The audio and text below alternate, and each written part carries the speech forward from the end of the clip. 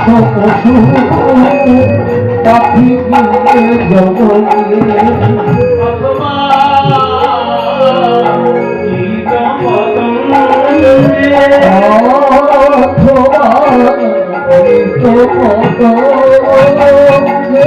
আমি যেমন ভাবে আসি না কেন মানুষ পশু পাখি কিংবা কীট পতঙ্গ যেমন ভাবে আসি না কেন মানুষ পশু পাখি কীট পতঙ্গ আমি যেমন ভাবে আসি না কেন আমার কর্ম বিপাকে গতাগতি গুণ আমার পরম বিপাকে গতাগতি পুন পুন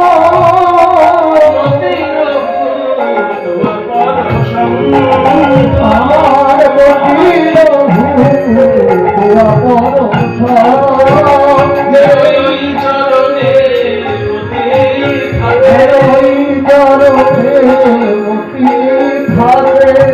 আমি যদি মানুষ হই যেন আমায় হরি বলা বদল দিও আর যদি মানুষ না হই পশু যদি হই যেন আমায় ধেনু কুলে জন্ম দিও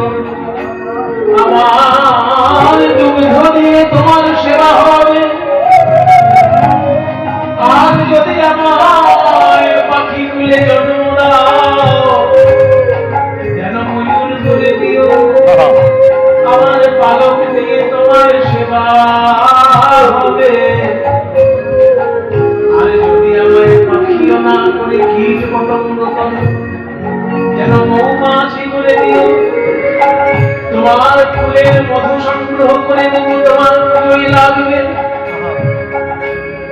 যেভাবেই আসি না কেন জলে জলে যদি জন্ম দাও যেন আমায় শঙ্খ করে দিও তোমার আরতি কালে মিশে উঠব যেভাবেই আসি না কেন মতির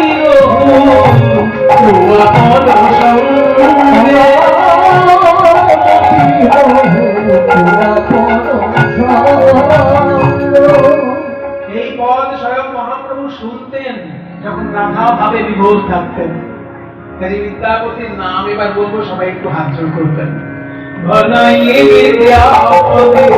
আর একটা কথা বলে রাখি, এই বিদ্যাপতির সঙ্গে স্বয়ং অদ্বৈতাচার্যের দেখা হয়েছিল। অদ্বৈতাচার্য বললাম না মহাপ্রভুর থেকে 52 বছরের বড়।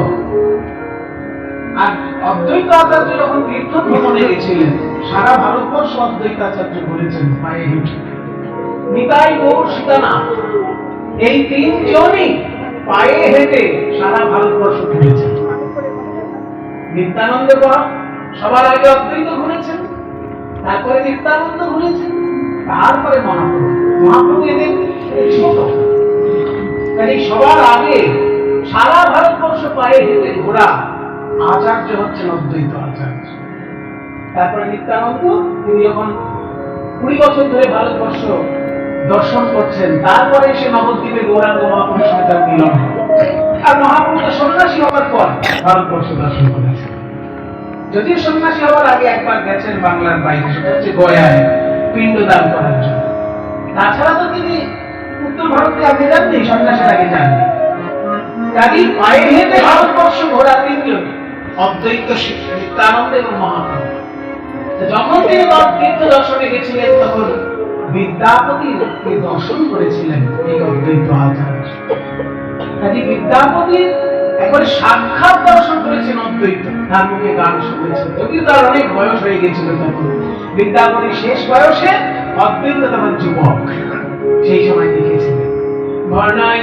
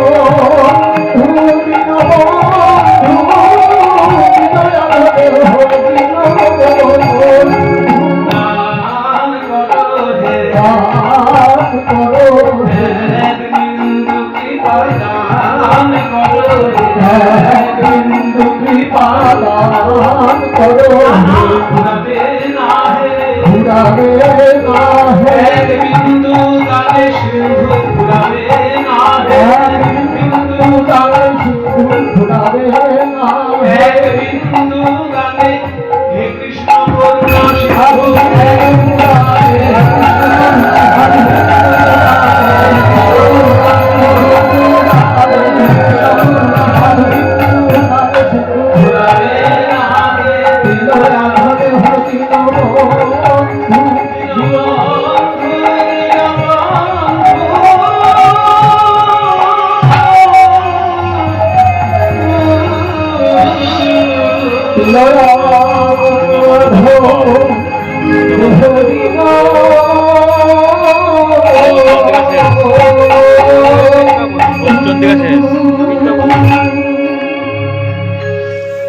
রাধা ভাবে ডুবে গিয়ে মহাপ্রভু বিদ্যাপতির পদ আস্বাদন করছে। এমন সময় একটা সাধারণ মানুষ সমুদ্রে স্নান করে জগন্নাথের মন্দিরে প্রণাম করতে চলেছে। সে রোজ যেমন যায় আজকেও তেমন যাচ্ছে। তবে হ্যাঁ, যেহেতু অতি সাধারণ মানুষ, সে জানে বাবা অত মোটা মোটা বই আমার কখনো পড়া সম্ভব না। রামায়ণ সেও মোটা, মহাভারত মোটা, ভাগবত মোটা, কোনোটাই রোগা না। কাজে এত মোটা মোটা বই শুধু প্রণাম করতে পারবো, পড়তে টরতে পারবো। কারণ কর্ম করে তো আমায় খেতে হবে, আমার কর্মটা অন্য কেউ করে দিতে পারবে না। সেই জন্য আমার একটাই কাজ, স্নান করে খাবার আগে জগন্নাথকে প্রণাম। আর এই যে সমুদ্রে স্নান আর জগন্নাথকে প্রণাম, এই সময়টা আমি কাউকে দেব না, ভগবানের নাম জপ করতে। 24 ঘন্টার মধ্যে আর আমার ভক্তি যাজন সম্ভব না। তাই সেই লোকটি প্রতিদিন সমুদ্রে স্নান করে জগন্নাথকে প্রণাম করে তারপরে খাওয়া দাওয়া করে কাজ করতে চলে। এবার আপনারা যারা পুরীতে গেছেন তারা জানেন, সমুদ্রে স্নান করে জগন্নাথকে প্রণাম করতে গেলে যে রাস্তাটা স্বর্গদ্বার শ্মশানের কাছ থেকে শুরু হচ্ছে, একদম জগন্নাথের মন্দিরে গিয়ে পৌঁছেছে, ওই রাস্তাটা প্রায় 2 কিলোমিটার। এই এতটা রাস্তা যখন সে হেঁটে যায়, তখন সে কিন্তু কারোর সঙ্গে কথা বলে না, হরিনাম করতে করতে যায়। এই হরিনাম করতে করতে যাচ্ছে মহাপ্রভুর মন্দিরের সামনে দিয়ে। চৈতন্যদেব যেখানে থাকতেন সেই মন্দিরটির নাম হচ্ছে রাধাকান্ত মঠ বা গম্ভীরা মঠ। সেই মঠের সামনে দিয়ে যখন কৃষ্ণনাম করতে করতে যাচ্ছে, ওই কৃষ্ণনাম মহাপ্রভুর কানে এসে পৌঁছেছে। অমনি উন্মাদের মতো মহাপ্রভু ছুটে গিয়ে সেই লোকটির পায়ের কাছে আপনার কে বলেছে, উন্মাদের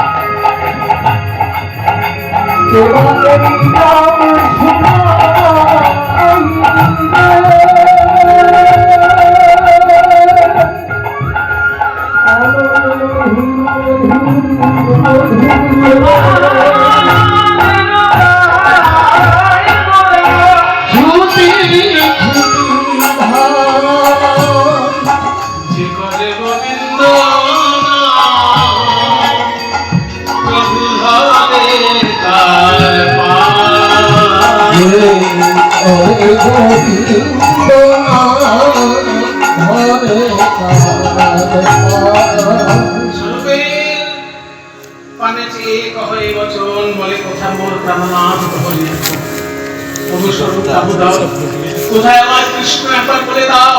এই বলতে বলতে যখন ওই লোকটি এসে কৃষ্ণ নাম করতে শুরু করেছে, মহাপ্রভু উন্মাদের মতন ছুটে গিয়ে তার পায়ের কাছে পড়েছে। আর ওই সাধারণ লোকটি বলছে, প্রভু আপনি কি করছেন? আমি কোনো বড় মাপের ভক্ত নই, আমি অতি সাধারণ লোক। আপনি যদি আমার পায়ে হাত দিয়ে ফেলেন, আমার তো নরকেও যেতে হবে না।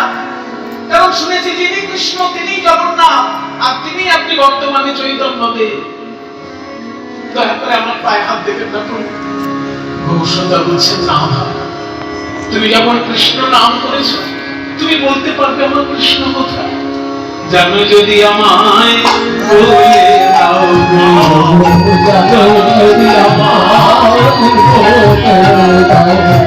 তুমি কোথায় গেলে পাবো তারে,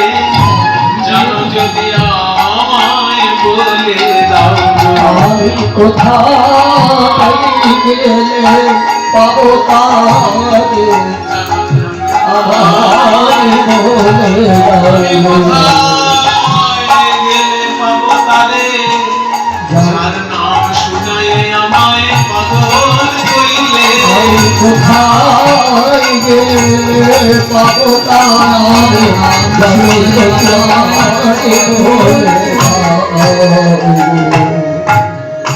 মহাপ্রভু এই সাধারণ লোকের পায়ে হাত দিয়ে কাঁদছেন দেখে ভক্তগণ তো অবাক। বাসুদেব ঘোষকে বলছেন, বাসুদেব তুমি বলো না কেন প্রভু এমন করছে? বাসুদেব ঘোষ বলছেন, শোনো ভাই, আজকে তোমাদের মহাপ্রভু আর মহাপ্রভু নেই, আজকে তিনি রাধা রানী। আর ওই যে লোকটির পায়ে হাত দিয়ে কৃষ্ণ নাম করছে বলে যার পায়ে হাত দিয়ে কাঁদছেন, ওই লোকটিকে মহাপ্রভু নারদ মুনি মনে করছেন। নারদ মুনি কৃষ্ণ নাম গাইতে গাইতে যখন বৃন্দাবনে এসেছিলেন, কৃষ্ণ বিরহে রাধা রানী উন্মাদিনী হয়ে গিয়েছিলেন। নারদ মুনিকে বলেছিলেন, আমার প্রাণনাথ কোথায় আছে বলতে পারো? তখন নারদ মুনি রাধা রানীর তীব্র বিরহ দশা দর্শন করে সংকল্প নিয়েছিলেন যে প্রভাস তীর্থে আমি কৃষ্ণকে দিয়ে যজ্ঞ করাবো, আর সেই যজ্ঞে রাধা রানী গিয়ে মিলিত হবেন, রাধা গোবিন্দের মিলন দর্শন করে আমার নয়ন সফল করব। আজকে সেই কথাটি মহাপ্রভুর মনে পড়েছে, তাই নিজেকে ভাবছেন রাধা রানী, আর যে লোকটি কৃষ্ণ নাম গাইছেন তাকে ভাবছেন নারদ। এত বলি গোরা চাঁদের লোরে নয়া মনে কহে বাসু ঘোষে